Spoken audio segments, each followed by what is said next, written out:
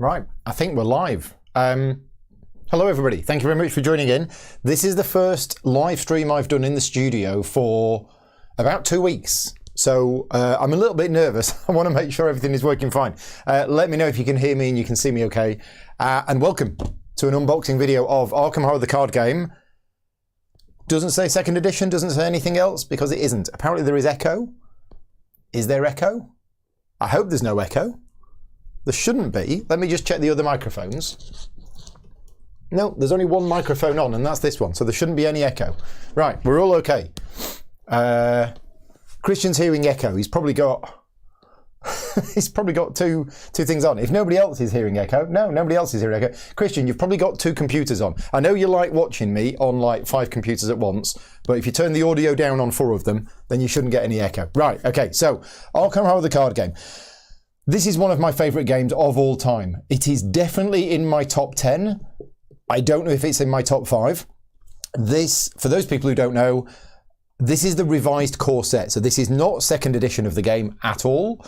This is the same game, but Fantasy Flight Games have changed direction on what they're going to do. So the original game, I don't have the original box, I've left it in the other room, basically contained enough stuff for you to play 1 to 2 players, which means if you wanted to play 4 players, you had to buy 2 core sets. Now, to be fair, Fantasy Flight Games have had that with all of their LCGs forever. They had it so that you pretty much had to buy 2 core sets. However, with this one, they've changed their tune, and I think they are changing it for all of their LCGs, where you will get a core box which actually plays up to 4 players. I think they did it with Marvel Champions as well. Yeah, Marvel Champions, the core box is for up to 4 players, and you don't need a second core set. I very much approve of that as a decision. And yeah, what they're going to be doing is they're going to be changing the model moving forward. So if you already own the Arkham Horror card game and you have 2 core sets and you have everything, like me, you don't really need this, okay? We're going to jump in, we're going to open it up and see what you see. But if you are new to Arkham Horror, this is the perfect place to start because you do not need 2 of these. Is it double the price? It might be double the price. I'm not sure what the RRP is on this, but of course in the last year or 2, prices of board games have been going up across the board. So it might be double the price of what the core set is, but yeah, you've got to take inflation into that. So we have a learn to play guide and a rules reference. Here's the rules reference from the original box. So it's a bigger book, and I'm just going to see, is it literally the same but bigger? It is literally the same but bigger, but it looks like it's the same font size. Okay. Back of the box, 32 pages, 32 pages. It looks like it's just the same, apart from the picture on the front. I prefer this one. I actually like this, where there's the picture there, and we've got this nice texture. So yeah, anyway. And then we've got the Learn to Play guide. I personally like Fantasy Flight's approach, where there is a Learn to Play guide, which tells you pretty much most of the rules of how you play, gets you started, and then the rules reference for all of the more complicated stuff. Then we have the campaign guide. So this basically, we've got some adverts here. Let's get rid of those.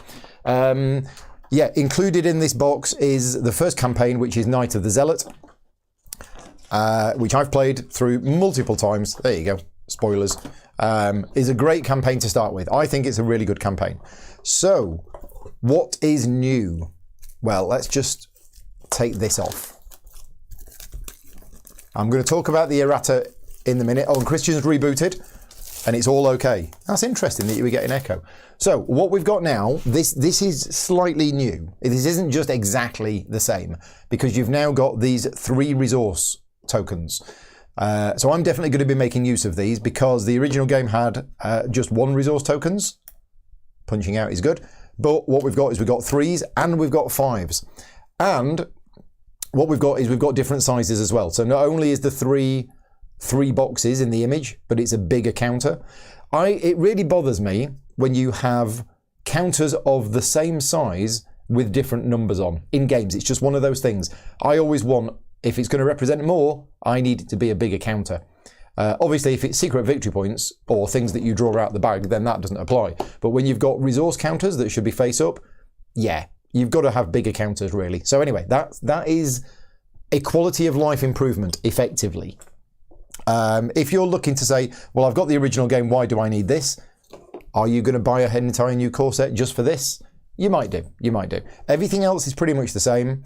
You've got the full set of the tokens. You do have more of these, though, because obviously it goes up to 4 players. And you've got 3 clue counters as well, which is the 5s. No, there isn't 5s. So we're going to be using these in our game tonight. Now, this is new. I assume this is the first player marker or the first investigator marker. So there we go. That is that. Right, next we have an insert. So we didn't have this in the previous one. The previous one did not come with an insert. We do have an insert in this one. A little bit like the Marvel Champions one, that you can put your cards in it. And as you can see, these are the cards that you get in there. And there is space for you to store more. So this box can actually be used as a storage box for other cards. Now, I've been debating whether to actually use this, because I've got all of my cards divided between some of the Return To boxes and some of my old Lord of the Rings The Trading Card boxes. So this is where I've got all of my cards currently. They're all stored in here with some custom inserts that I made. But yeah, I'm looking to possibly move some of them into this box. I just don't know. I don't know which ones to move into this box. Maybe I move the investigators in here or the neutral cards or something. But as you can see, you get a lot more space in here than these.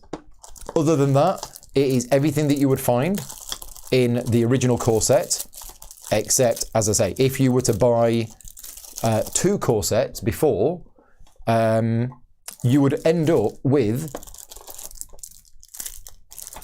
This is the campaign. So this is the campaign here. And this is the problem. If you bought 2 core sets before, which most people who play the game did, you'd end up with 2 of these, which is waste. This is the campaign. You only need this once. So, yeah. And you actually get enough cards. And you've got 5 pre-built decks. Because if you bought just 1 core set, you could only make up 2 of the starter sets. You couldn't make up all of them.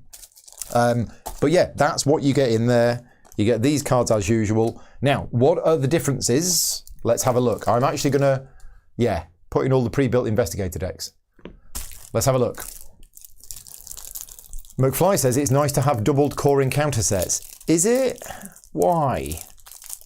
Why is it good to have 2 lots? Because for me, I've got 2 lots of rats and 2 lots of cultists and 2 lots of that, but the rest of them are just in another box stored away because I never need them. They wear out the quickest. Not if you sleeve your cards.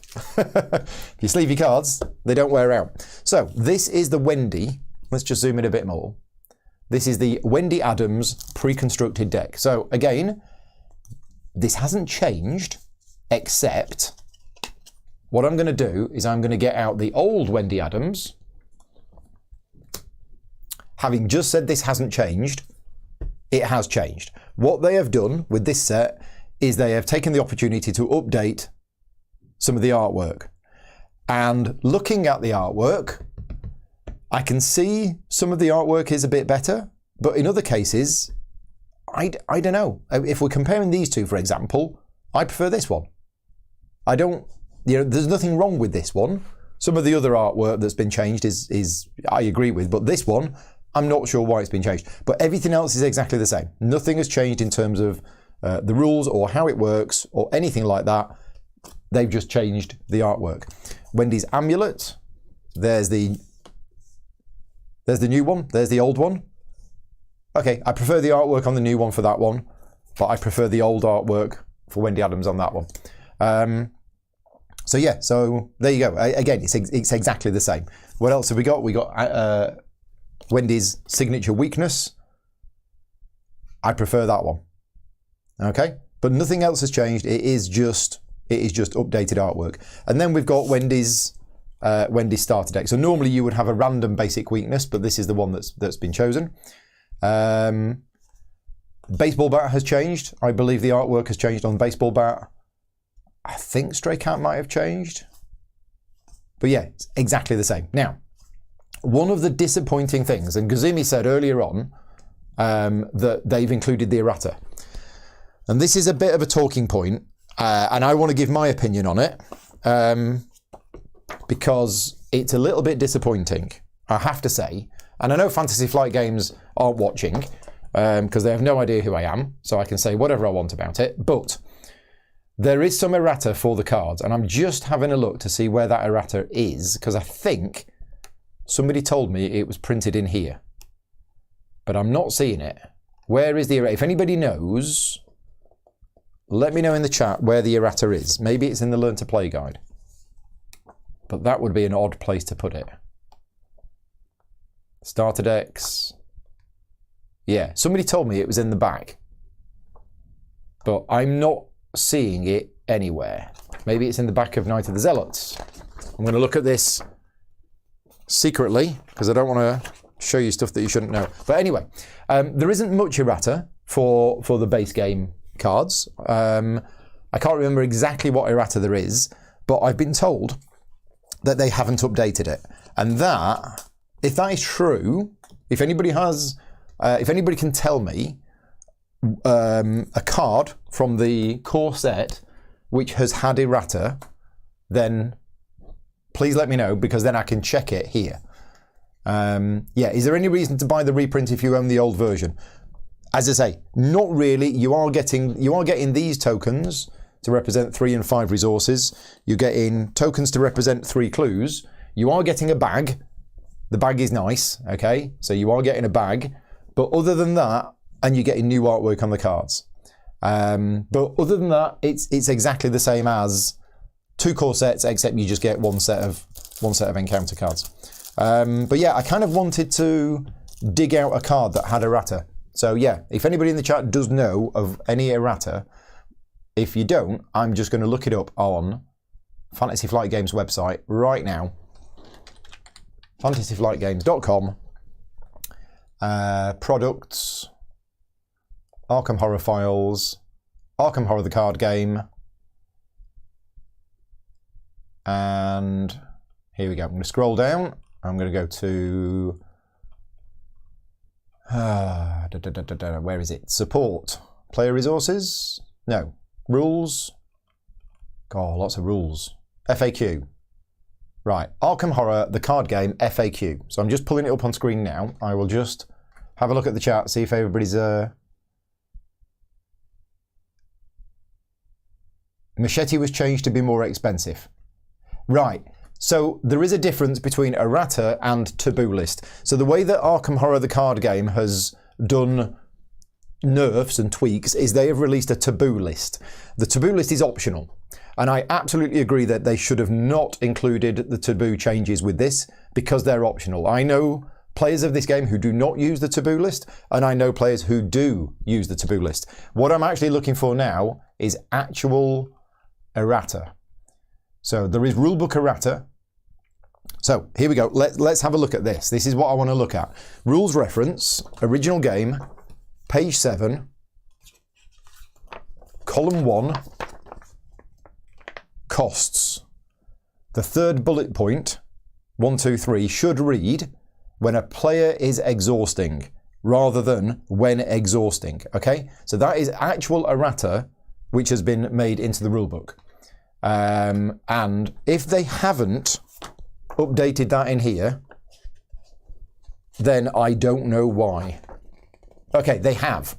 The third bullet point now says when a player is exhausting. So as far as rulebook errata goes, it looks like they have included that errata in the new version, which is good, because if they didn't, that's pretty shocking. Campaign errata guide. Right, it doesn't look like there is any actual... Oh no, here we go, card errata. Right, okay, so card errata, Wendy's Amulet. Right, let's have a look. So Wendy's Amulet, that's new. Wendy's Amulet, old. Okay, now this is quite minor, right? We are going to be picking nits here. Old one, new one, okay? The difference is, and this is official errata, that Wendy's Amulet, these cards have no level instead of being level 0. I can't see the difference in these because it could be that I've actually got an updated version, but these look identical. Now there is in red writing, so in the latest FAQ, Wendy's Amulet has actually been changed to say this card's forced ability should read forced after you play an event or discard an event from play.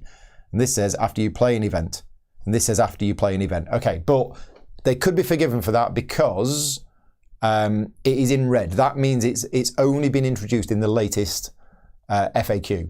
But other than that, there doesn't appear to be any real errata for the cards, unless I'm missing it. So I quite happily complain that they haven't included the errata, but it kind of looks like they have a little bit. RR is still the 2016 version for some weird reason. What, the rules reference? Oh, right. Okay, yeah. So the rules reference that you get online is still the old one. They haven't updated it to this book yet, which hopefully they will. They will at some point. But anyway, yeah, there's just a bit of a comparison. I'm not going to open any of the counter packs. Let me open this pack while we're here. Apologies for the rustling. And if you're interested, and you don't mind spoilers or you've already played it, then tonight we are doing Chapter 4 of the Forgotten Age campaign. So me and my group are meeting up tonight and we're going to carry on with Chapter 4. So that's happening at 8 o'clock UK time tonight. If you're interested and you want to see us playing through that, yeah, that is happening tonight. Right, okay, let's have a look at some of these cards. So I say you've got everything in here for 4 players. You do, but there are only 2 copies of each card. So if you wanted extra ammunition and one of the other characters wanted extra ammunition, then you wouldn't be able to do that. But, you know, that's just the way it is. I think Beat Cop's new artwork. Yeah, I think that's new artwork. That might be new artwork as well. But First Aid is definitely new artwork because I didn't like the old artwork for that. So that's better. That looks new as well. I think Magnifying Glass is new artwork. So, I mean, some of the old artwork was absolutely fine. So I'm not quite sure why they've updated it. But as I say, as far as errata goes, I was expecting to find lots of cards with errata that they hadn't updated, and I'd be happily complaining about it. But according to the FAQ, there isn't really that much errata for the base set, apart from that one for Wendy's Amulet, which, as I say, is in red. That's only in the latest FAQ. Everything is compatible with the old stuff. Yeah, as I say, they've not changed anything. Card backs. That is a very good point. Now, Fantasy Flight, I think, are better than most at getting their card backs to match. But let's have a look. Let's see if we can do a card test here. What I'm going to do is I'm going to take these 2 cards. Okay, I'm going to give them a bit of a shuffle, and I'm going to put them out like that. Now, I'm looking at these 2 very carefully, and I can't see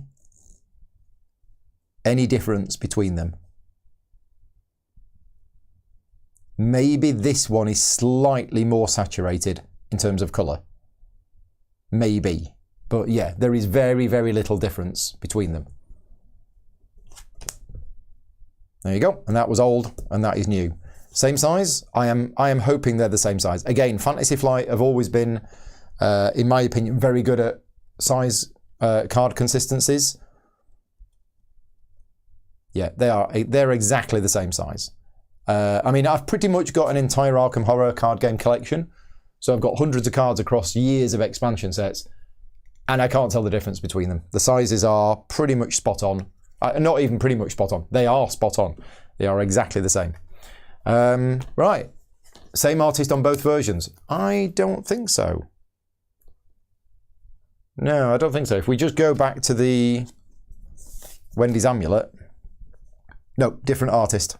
I mean, you can tell from the style. They're definitely different. Definitely different. The right one looks older. It looks a little smaller. It's not. Oh, trust me. It's not. It's not smaller. They're exactly the same. They're exactly the same size. Right. So yeah, if you already own Arkham Horror, the card game, and you already have all of the stuff for it, and you already have 2 core sets, then the only thing you're getting in this box really is updated artwork a bag and some tokens. Whether that's worth buying an entire new core set to you, I don't know. I need to make a decision of what I'm going to do, whether I decide to keep this new one and then move my old one on, or just gift this one away to somebody as is. I'll be honest, I mean, I've got loads of bags. It's nice to have a bag with that on it.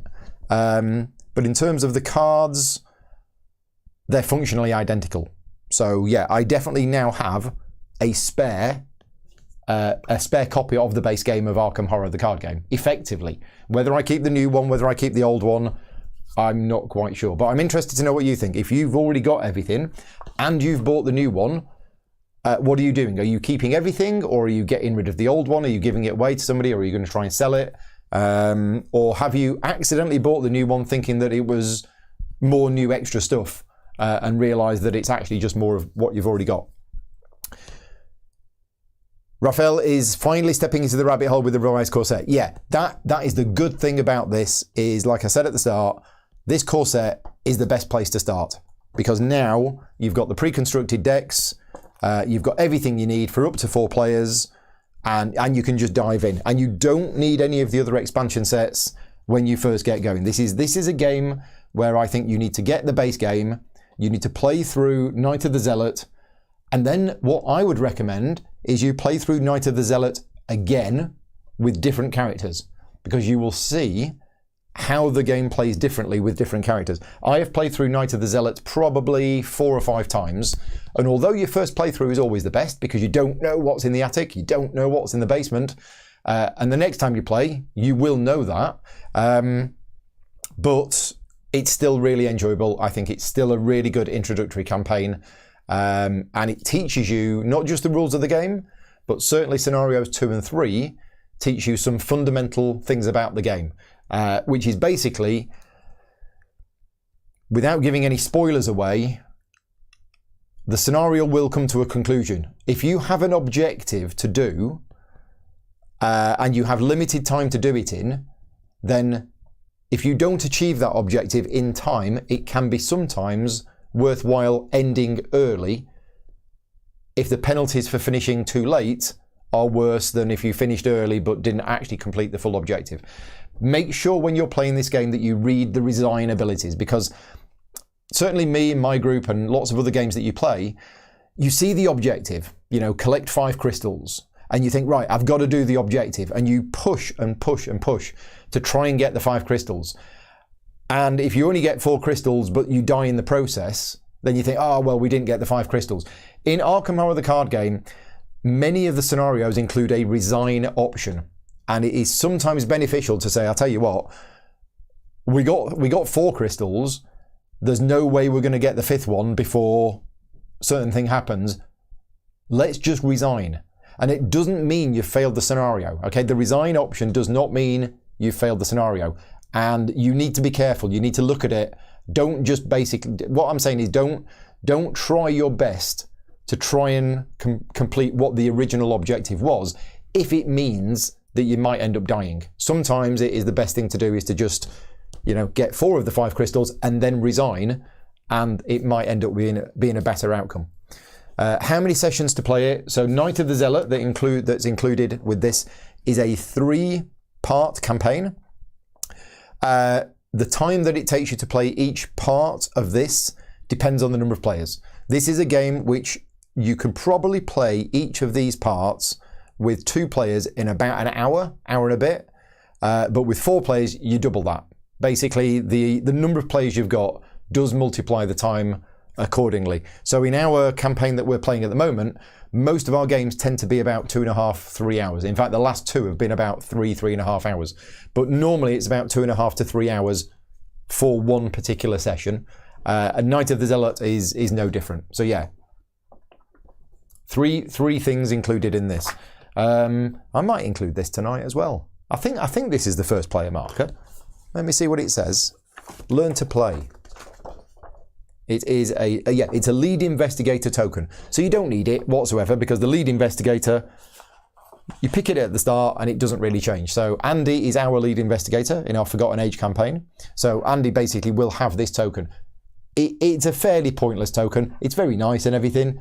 but you don't generally need it because you know who the lead investigator is, and that doesn't change unless the lead investigator gets eliminated.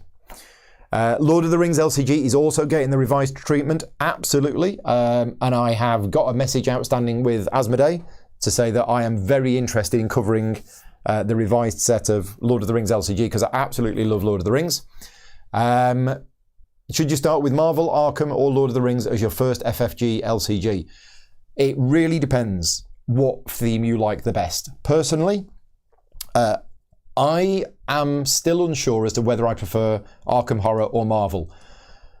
Lord of the Rings is definitely the third of the three on the ones that I enjoy, but there is a big difference between Arkham and Marvel. First of all, there is the theme. If you prefer superheroes, then go for Marvel. If you prefer the Cthulhu mythos, then you want to go with Arkham Horror. However, Marvel Champions is you build a deck and you play a standalone game. Forget the campaigns. The campaigns aren't really campaigns. They are a series of standalone games. So if you just want to play a game where you beat up a bad guy and you win or lose, then Marvel Champions might be for you. However, if you prefer an actual campaign where you get characters that get experience points that you spend and you level up your deck and you do things like that and you play over a series of scenarios, that's what Arkham Horror is. So they're actually two very different games. Mechanically, they've got some similarities, but Arkham Horror is more of a campaign game that you play over a series of scenarios. Marvel Champions is essentially a series of single games. I think so. Somebody new to board gaming, what is a FFG LCG? So yeah, Fantasy Flight Games is the publisher. Where's their logo? Their logo's on here somewhere. So yeah, so Fantasy Flight Games is the publisher, and an LCG is a living card game, and it is a thing that they came up with. What was their first living card game? I think it was the Lord of the Rings game. But if you know trading card games like Magic the Gathering, where you buy a pack and it's random and you don't know what you're going to get, Fantasy Flight Games turned that on their head and they came up with the LCG model. So it is a card game and you do get cards, but you always know what you're buying. So in an LCG, you buy a pack, you know exactly what you're getting in that pack. There's no randomness, no luck or anything like that. But it's a living card game. So every month or every couple of months, they release a new pack with some extra cards that they throw in, and the game grows and the game evolves over time. But you always know what you're getting when you buy it. So yeah, that is... Oh, Game of Thrones was their first one. Right, thank you very much. So yeah, Game of Thrones was their first LCG. They've done Arkham Horror, the card game. They've done Marvel Champions. They've done Lord of the Rings. They did Android Netrunner. I think they did Star Wars LCG as well. Yeah, they did a Star Wars LCG. And it's been a really good model. For me, as an ex-Magic the Gathering player, I really like the LCG model because then you know exactly what you're going to get. You buy a pack, you've got all of the cards, and yeah, it's much better. Anyway, we're all done. Thank you very much for watching. I hope you found this video useful. I'm going to go downstairs, tidy the house, have some dinner, and then, as I say, in 2.5 hours' time, we will be continuing our Forgotten Age campaign tonight. And we might just use this lead investigator token, but we will definitely be using the new resources and the clue tokens, and we will definitely be using the new bag. So yeah, if you want to see these in action, along with the playmats, by the way, you see down the bottom, the game mats are from Power Plant Games. So Power Plant Games is a company that produces game mats, and a couple of years ago they did a Kickstarter for these playmats, which are perfect for Arkham Horror. I don't think you can actually get these at the moment, but if enough people contact Power Plant Games and say, we want your Arkham Horror playmats, I've just seen them on Paul Grogan's video, definitely mention that, then maybe they'll do another Kickstarter or something like that. But anyway, for now, thank you very much to all of my Patreon supporters for funding the channel. If you do like the content that I create and you want to help me create more videos, please consider supporting me at patreon.com/gaming rules. And yeah, a huge thank you to all of my Patreon supporters that have kept me going for the last week or so as I've headed off to Essen. And I'll see some of you in 2.5 hours' time. Thanks for watching. Take care. See you soon.